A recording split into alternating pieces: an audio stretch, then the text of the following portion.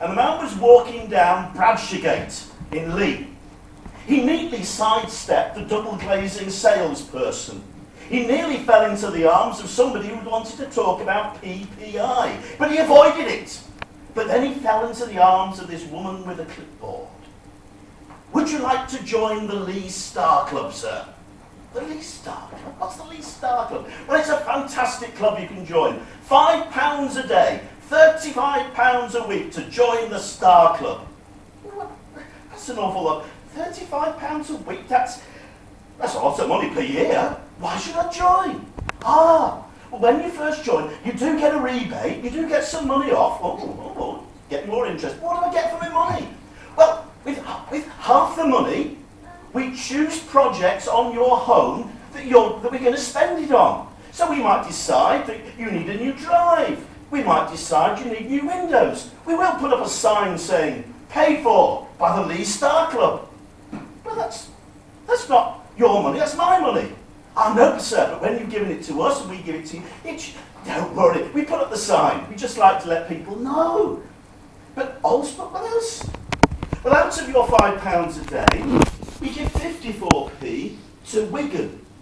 Give it to Wigan. Yes, it's foreign aid. They're very needy people in Wigan. Oh, no, I do take your point there. But don't worry.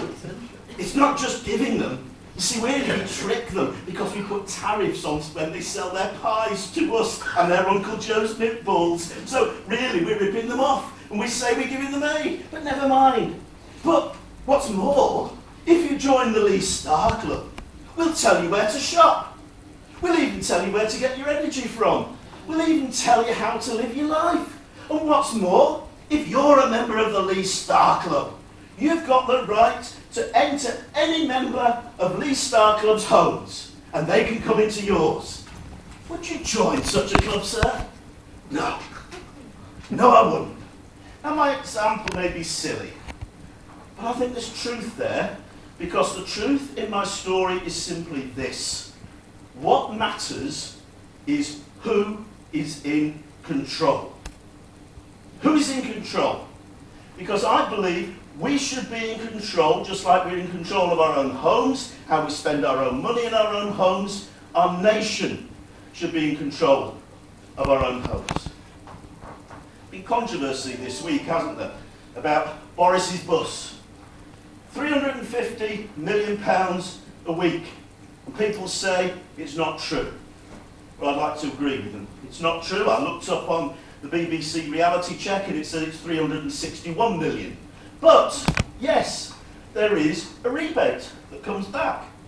Yes, they spend, some of that money is spent, just like John said, in our country. But they choose what to spend it on. You see, we might want to choose more money for cancer care when the EU say, we're going to build a nice arts centre. Who chooses? Who's in control of the money? You see, we're used to thinking of the gross money. You know, we obviously talk about the gross because it's a larger sum, so it's better for our case. The Remain side like to talk about the net sum because it's a lower figure, it's better for their case. That's life, isn't it? But we're used to thinking about the gross sum. If I were to ask you, how much council tax do you pay? Do you say, well, I pay that much council tax, but I need to knock some off for the parks. I need to knock some money off because they spend money on street lighting. And I need to forget about the money that I spend because that's on road repairs. You don't think like that. You do think of the gross figure.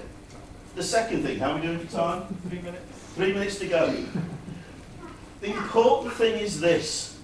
Who is in control of your own future? Now, Boris was told off, wasn't he? Because he said, compared the EU to Hitler. I think there's a gem of truth in what he said, though. People have had grandiose plans for Europe. The Romans did.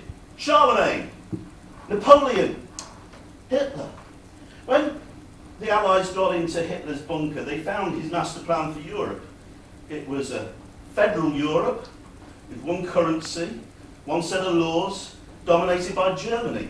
Thank goodness we won the war and that never happened. But that's the idea that people have had. And I don't trust, this is the important thing, I don't trust the official direction the EU is going.